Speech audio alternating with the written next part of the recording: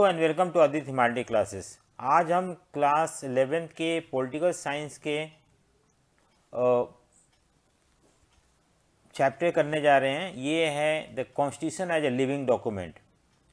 सो इस चैप्टर में हम देखेंगे कॉन्स्टिट्यूशन जो है इंडिया का कैसे एक लिविंग डॉक्यूमेंट है और कैसे आज भी वो उतना ही इफेक्टिव है जितना कि जब वो बनाया गया था उस समय। सो हम शुरू करते हैं इस चैप्टर को। हम इसको क्वेश्चन आंसर फॉर्म में करेंगे और अगर आपने मेरे चैनल को सब्सक्राइब नहीं किया तो सब्सक्राइब कर ले, लाइक करें एंड ऑल्सो शेयर इट। ठीक है, so let us begin. First question है इसका, how constitution of India is a living document. So पहला ही क्वेश्चन है कॉन्स्टिट्यूशन ऑफ इंडिया कैसे एक लिविंग डॉक्यूमेंट है। ठीक है, कैसे कॉन्स्टिट्यूशन ऑफ इंडिया एक लिविंग डॉक्यूमेंट है ये देखते हैं हम। और constitution is called a living document because it keeps responding to the situation and circumstances arising from time to time. देखो क्या कहते हैं कि ऐसा नहीं है कि जो 1950 में हमने जो कॉन्स्टिट्यूशन अडोप्ट किया था वो आज भी वैसा ही है। हम उसमें टाइम टू टाइम बदलाव लेके आते हैं जिसको हम अमेंडमेंट कहते हैं। और जब भी कोई आपको पता है कि समाज वैसे नहीं रहता है, सोसाइटी वैसे नहीं रहता है, वो दैट कीप ऑन चेंजिंग, वो बदलते रहता है। उसी तरह से हम भी अपने कॉन्स्टिट्यूशन में बदलाव लाते रहते हैं, अपने कॉन्स्टिट्यूशन को अपडेट करते रहते हैं और उसे प्रेजेंट के सिचुएशन के लिए उसको तैयार करते रहते हैं। Like a living being constitution is also respond to experiences. ठीक है, सो जैसे जैसे एक्सपीरियंस होता है हमारा कॉन्स्टिट्यूशन और बेटर होता जाता है। जैसे ह्यूमन बीइंग है, with experience they become better. In the same way हम जब उसमें बदलाव ला के और हम उसको अपडेट करते हैं, अपने कॉन्स्टिट्यूशन को बेटर करने की कोशिश करते हैं। More over the Indian constitution is also called a living document because it can be amended और चेंज। देखो, इसको हम अमेंड कर सकते हैं या चेंज कर सकते हैं, इसीलिए हम इसको लिविंग डॉक्यूमेंट बोलते हैं। ठीक है, एज और constitution accept the necessity of modification according to the changing need of the society. क्योंकि हमने जब कॉन्स्टिट्यूशन बनाया उस समय हम इस चीज़ को, हमें पता था कि हाँ, अगर हम कॉन्स्टिट्यूशन में बदलाव नहीं लाएंगे, अगर हम वो प्रोविजन नहीं डालेंगे, कॉन्स्टिट्यूशन को बदलना है, हमें चेंज करते रहना है, तो हमारा कॉन्स्टिट्यूशन एक आउटडेटेड कॉन्स्टिट्यूशन बन के रह जाएगा। इसलिए हमने ऐसे प्रोविजन डाल रखे थे जिससे कि हम अपने कॉन्स्टिट्यूशन में बदलाव लाते रहें और उसको अपडेट करते रहें। In actual working of the constitution there has been enough flexibility of interpretation. Interpretation मतलब होता है कि कोई भी चीज़ को व्याख्या करना या कोई भी चीज़ को एक्सप्लेन करना, और जो उस समय सूटेबल है उसके हिसाब से उसमें उस पर्टिकुलर आर्टिकल में या पर्टिकुलर सेंटेंस में चेंजेस लेके आना। सो हमारा कॉन्स्टिट्यूशन फ्लेक्सिबल है। फ्लेक्सिबल मतलब होता है कि इजीली कैन बी चेंज। ठीक है, हम कॉन्स्टिट्यूशन के कुछ पार्ट को हम आसानी से चेंज कर सकते हैं। सो इसलिए भी अगर ये मान लो हमारा कॉन्स्टिट्यूशन बहुत रिजिड होता है जिसमें कि हम बदलाव नहीं ला सकते, तो शायद आज भी हमारा कॉन्स्टिट्यूशन आउटडेटेड हो चुका होता है। तो constitution is an instrument that societies create for themselves, और ये हमने बनाया अपने बेटरमेंट के लिए। So thus both political practices and judicial interpretation have shown maturity and flexibility in the implementing of constitution। देखो यहाँ पे पॉलिटिकल प्रैक्टिसेस मतलब होता है गवर्नमेंट को जब भी लगा है कि यहाँ कॉन्स्टिट्यूशन में बदलाव लाना चाहिए तो उसने लाया है, और जब भी उसे जुडिशरी को लगाया तो जुडिशरी ने भी अपने हिसाब से इंटरप्रेट किया है।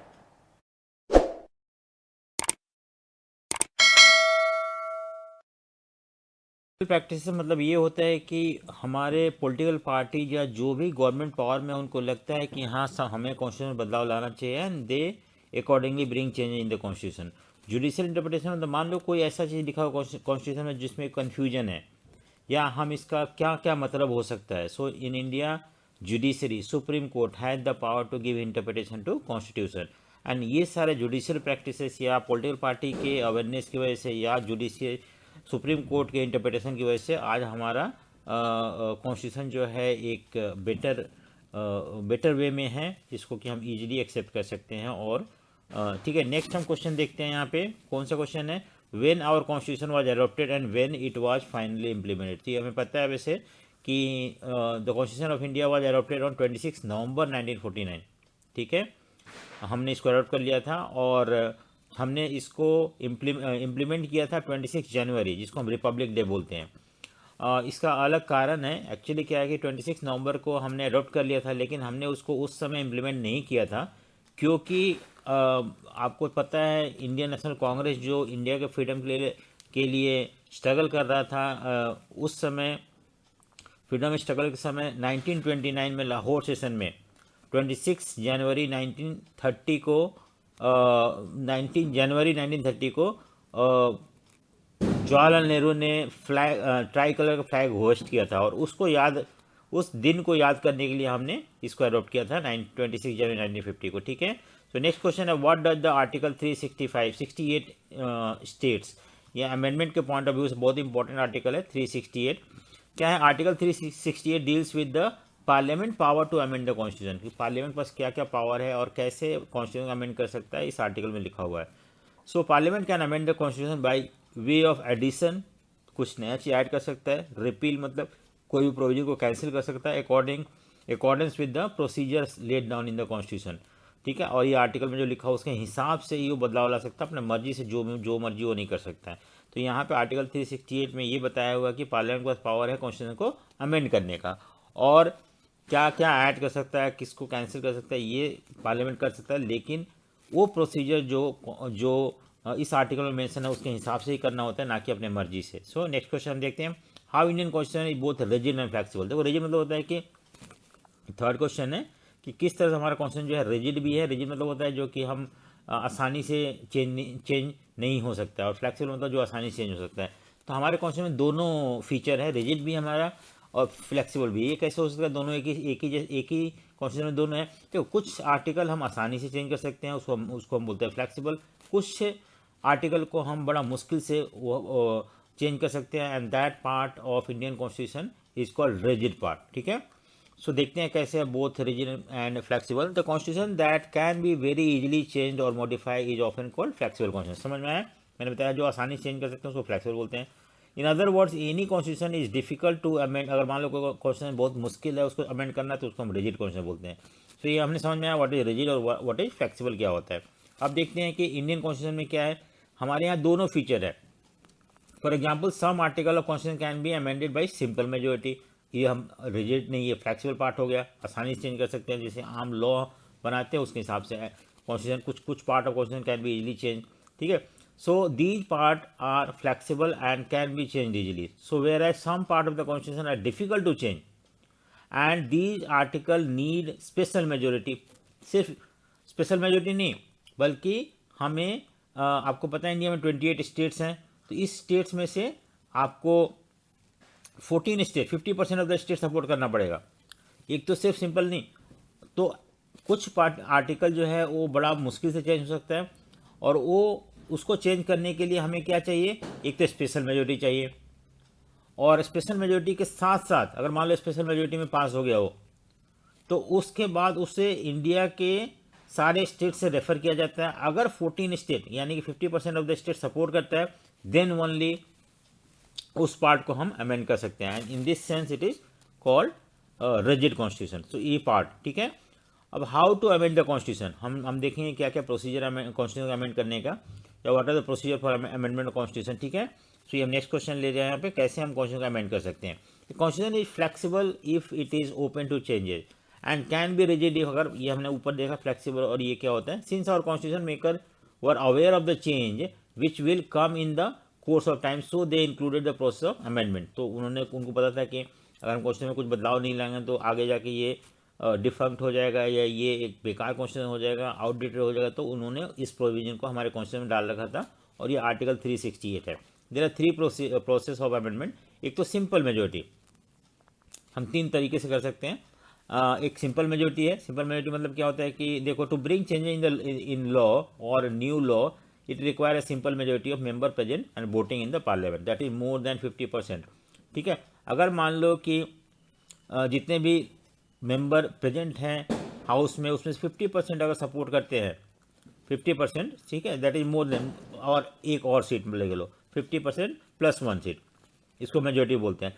कोई लॉ बनाने के लिए हमें इतना ही सपोर्ट चाहिए पार्लियामेंट में, 50%, मोर देन 50%, सिंपल मेजोरिटी बोलते हैं, मे बी 50% प्लस 1 सीट हो गया। ठीक है। उसी तरह से हम कुछ article of constitution can be easily change in this way, it is as simple as making a law.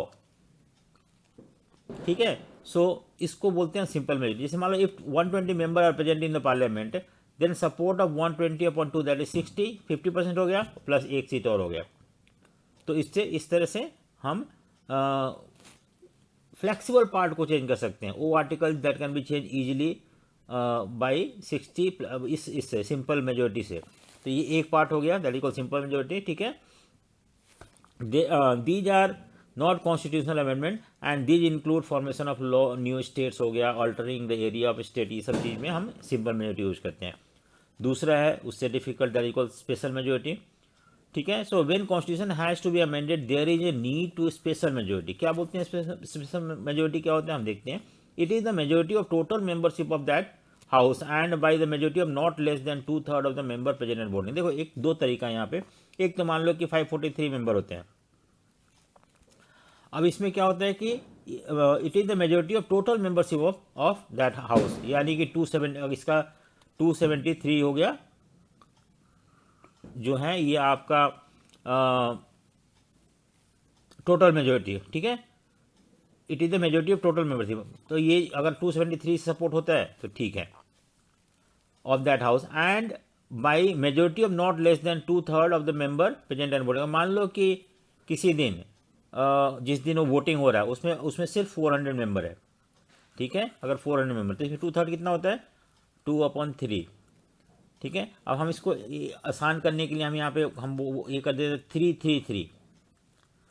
333 member present है। 2/3 क्या हो जाएगा, ये 1111 हो गया, 111 यानी कि 222। तो 222 जो क्या हो जाएगा आपका, ये हो जाएगा आपका स्पेशल मेजोरिटी। अगर मान लो दोनों में से कोई भी कंडीशन पूरा होता है। अगर मान लो कि हाउस में पूरे के पूरे मेंबर प्रेजेंट है, ठीक है, तो उसमें majority of the total membership of that house, majority मतलब ये हो गया 273। एक ये तरीका है स्पेशल मेजोरिटी में। अगर मान लो उस दिन सिर्फ 333 आउट ऑफ 543 333 मेंबर प्रेजेंट है, तो हम इसका देखेंगे 2/3 कितना होता है। सो 2/3 हमने निकाल लिया 2/3 इंटू ये करके, तो कितना निकला 233। अगर 222 मेंबर सपोर्ट करते हैं दैट इज इक्वल 2/3 मेजोरिटी, तब वो अमेंडमेंट को हम पास कर सकते हैं, ठीक है। अमेंडमेंट बिल को हम पास कर सकते हैं। तो ये दो तरीका, both the house must pass the bill in the same manner, उसी तरह से दोनों हाउस में जाएगा और वहाँ पास होगा। तो ये होगा स्पेशल मेजोरिटी लोग, ठीक है, यही समझाया हुआ यहाँ पे। अगर अब नेक्स्ट हम देखते हैं कि so the basic thing behind amendment is that it has to take opposition party into confidence, तब ये पास हो सकता है, ऐसे नहीं हो सकता, ठीक है। अब आता है स्पेशल मेजोरिटी। इसमें क्या होता है, स्पेशल मेजोरिटी में plus rectification of the state. तो हमने तो देखा पहले वाला सेकंड वाला पार्ट कि स्पेशल मेजोरिटी क्या होता है। सिर्फ स्पेशल मेजोरिटी कुछ आर्टिकल जो है सिर्फ स्पेशल मेजोरिटी से नहीं हो सकता है, बल्कि उस स्पेशल मेजोरिटी से पास होने के बाद in both the houses it has to be send to states. और इंडिया में आपको पता है 28 स्टेट है, उसमें से अगर 14 स्टेट सपोर्ट करते हैं then only that amendment can be brought. तो ये एक सबसे मुश्किल वाला है जिसमें स्टेट गवर्नमेंट भी सपोर्ट करना पड़ेगा। तो इस तरह से हम देखते हैं कि हमारा कॉन्स्टिट्यूशन जो है चेंज करने रिजिड भी है, फ्लेक्सिबल भी है, ठीक है। सो दैट इज़ वाई ये 3 प्रोसीजर है अमेंडमेंट कॉन्स्टिट्यूशन अमेंड करने का। मैंने अभी समझाया आपको। एक तो सिंपल मेजोरिटी हो गया, ठीक है, स्पेशल मेजोरिटी, और तीसरा स्पेशल मेजोरिटी के साथ साथ rectification of half of the state legislature, यानी कि स्टेट के जो लेजिस्लेचर है वो भी सपोर्ट करना पड़ेगा। पूरा नहीं, 28 नहीं, बल्कि 14 स्टेट को सपोर्ट करना पड़ेगा, तब जाकर वो पास हो सकता है, ठीक है। सो ये है in case of constitution amendment that is second and third method, all the bill go to the president, but here the president can not send it back, ठीक है। In this case important principle has been underlined that only elected representative have the authority to bring about amendment to the constitution। देखो चाहे तो second या third case में क्या होता है कि जब भी प्रेसिडेंट को बिल भेजा जाता है अमेंडमेंट के लिए, तो प्रेसिडेंट को साइन करना होता है, प्रेसिडेंट मना नहीं कर सकता है। इसका रीजन ये है कि सिर्फ इलेक्टेड मेंबर जो है वही पार्टिसिपेट करे, क्योंकि president is not directly elected by people, तो उस समय प्रेसिडेंट को साइन करना ही होता है, ठीक है। अब आता है नेक्स्ट क्वेश्चन, हम देखते हैं, होपफुली आपको समझ में आ गया होगा। What was the nature of the amendment made by our constitution? हमारे कॉन्स्टिट्यूशन में क्या क्या किस तरह के अमेंडमेंट हुए हैं। नेचर मतलब किस तरह के अमेंडमेंट हुए हैं। The nature of amendment made by our parliament were, एक तो टेक्निकल अमेंडमेंट है पहला, ठीक है। दूसरा डिफरिंग इंटरप्रिटेशन, और तीसरा जो है अमेंडमेंट थ्रू पॉलिटिकल कंसेंसस। ठीक है, ये 3 अमेंडमेंट है और चौथा कंट्रोवर्शियल अमेंडमेंट है। तो हम देखेंगे इनको एक एक करके। अब देखो, पहला है कि हमारा टेक्निकल अमेंडमेंट। देखो, in the first group there are amendment which are of technical और administrative nature and require only clarification, explanation and minor modification. देखो, ऐसे बहुत सारे आर्टिकल हैं जिसमें जिसमें जो जो हमारे कॉन्स्टिट्यूशन में है, वो एडमिनिस्ट्रेशन के बेस पे आर्टिकल है। तो हमें कभी कभी जो लिखा वो समझ में नहीं आता है, so that need to be clarified कि एक्चुअली उसका क्या क्या मतलब होता है। हाँ, उसको एक्सप्लेन करना है या कुछ उसमें थोड़ा बहुत बदलाव लेके आना है। सो ऐसे अमेंडमेंट को हम टेक्निकल अमेंडमेंट बोलते हैं। जैसे एग्जाम्पल हमें लिया हुआ है यहाँ पे, article 74(1) state that president has to abide by the council of minister and can send the advice for the reconsideration. कि अगर मान लो प्रेसिडेंट को कोई बिल भेजा जाता है, तो प्रेसिडेंट को जो भी council of minister headed by prime minister बोलता है उसे मानना होता है। और लेकिन अगर मान लो कोई बिल भेजा जाता है कि आप इसको साइन कर दो, तो प्रेसिडेंट उसको भेज सकता है वापस हाउस में कि इसको रिकन्सिडर करो। But this amendment did not make much changes in the constitution, president has already rubber stamp. लेकिन ऐसा नहीं, अगर दोबारा से प्रेसिडेंट के पास वो बिल भेजा जाता है तो प्रेसिडेंट को कोई ऑप्शन नहीं है बल्कि साइन करना होता है। सो इस तरह से उसको रबर स्टाम्प बोलते हैं, क्योंकि प्रेसिडेंट अपना मर्जी से कुछ नहीं करता है। ये है सिंपल में जो कि क्लैरिफिकेशन वाला या माइनर मॉडिफिकेशन हो गया, या कुछ अमेंडमेंट टेक्निकल इन नेचर होते हैं, ऐसे एडमिनिस्ट्रेटिव नेचर होते हैं, तो उसको चेंज करने का ये है। दूसरा डिफरिंग इंटरप्रिटेशन।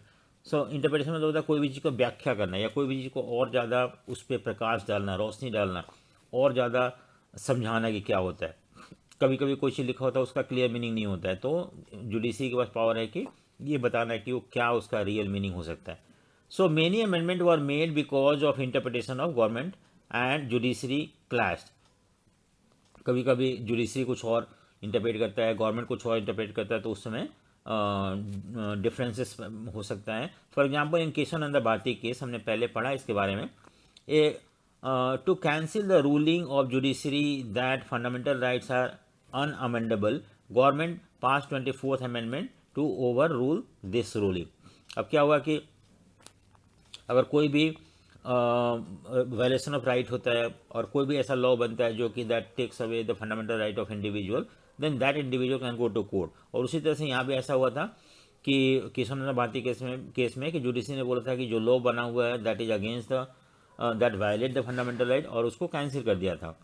तो गवर्नमेंट ने क्या किया, वो जो आर्टिकल था वो जो आर्टिकल था जो कि फंडामेंटल राइट को वायलेट करता, उसी को अमेंड कर दिया और इस तरह से अपने बात को सही करवा दिया। ठीक है, सो ये है हमारा डिफरिंग इंटरप्रिटेशन। और तीसरा है जो अमेंडमेंट थ्रू पॉलिटिकल कंसेंसस। कभी कभी क्या होता है, कुछ अमेंडमेंट को हर पार्टी एक्सेप्ट कर लेता है, चाहे अपोजिशन हो या रूलिंग पार्टी हो या कोई भी पार्टी हो, कि वो सही है। तो उस समय इजीली उसको सपोर्ट मिल जाता है सारे पार्टी से, और वो पार्टी वो अमेंडमेंट आसानी से हो जाता है। पॉलिटिकल कंसेंसस, एवरी कंसेंसस मतलब every party agree on particular amendment. जैसे 52nd अमेंडमेंट था, इसमें क्या था, एंटी डिफेक्शन लॉ। क्योंकि एंटी डिफेक्शन लॉ हमने पढ़ रखा है। इसमें क्या होता है कि अगर मान लो कोई भी कैंडिडेट किसी एक पार्टी के टिकट से जीत के लोकसभा में जाता है और उस पार्टी का सरकार बनता है, अगर मान लो बाद में वो उस पार्टी से बदल के दूसरी पार्टी में चला जाता है, उसकी वजह से अगर सरकार गिर सकता है, तो इस चीज़ को रोका गया था इसमें।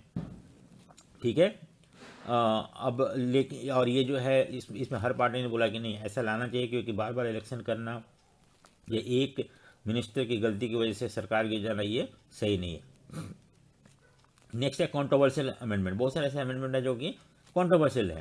कंट्रोवर्शियल मतलब उसको हम देखो, pass by different party in the power. जैसे ड्यूरिंग इमरजेंसी 42nd अमेंडमेंट लाया गया था इंदिरा गांधी के समय, और it allow over rule the Kesavananda Bharati ruling Lok Sabha during which was also extended from the 5 year to 6। तो एक तो 42nd अमेंडमेंट है, इंदिरा गांधी इमरजेंसी लागू करी थी, उस समय अपोजिशन वगैरह कोई अलाउ नहीं किया था कुछ भी बोलने के लिए, और जो इंदिरा गांधी बोलती थी वही होता था। उसने 42nd अमेंडमेंट ला के बहुत सारे बदलाव किए थे। तो ये बदलाव जो है कंट्रोवर्शियल है। हो सकता है, ऐसा माना जाता है कि इंदिरा गांधी ने ये सारे बदलाव ला के अपने फ़ायदे के लिए काम किया होगा। तो ये भी एक गलत था। और फिर 5 साल से लोकसभा का टेन्योर बढ़ा के 6 ईयर कर दिया गया था, even that is also wrong. तो ये सारे जो है कॉन्ट्रोवर्शियल अमेंडमेंट है। बाद में इसको करेक्ट कर दिया गया जब जनता पार्टी का गवर्नमेंट आया 77 में इमरजेंसी के बाद। तो ठीक है। सो नेक्स्ट है what interpretation come out of Keshavananda Bharati. बहुत इंपॉर्टेंट केस है। तो केशवानंद भारती केस जो है एक्चुअली ये केस जो है, ठीक है, भारतीय रूलिंग है सेट सम। तो हमेशा पार्लियामेंट और जुडिशरी के बीच में कन्फ्लिक्ट हुआ करता था, टेंशन रहता था। अब क्या हुआ कि केशवानंद भारती केस है 1973 में, उसमें पार्लियामेंट ने जुडिशरी ने एक बहुत इंपॉर्टेंट जजमेंट दिया था।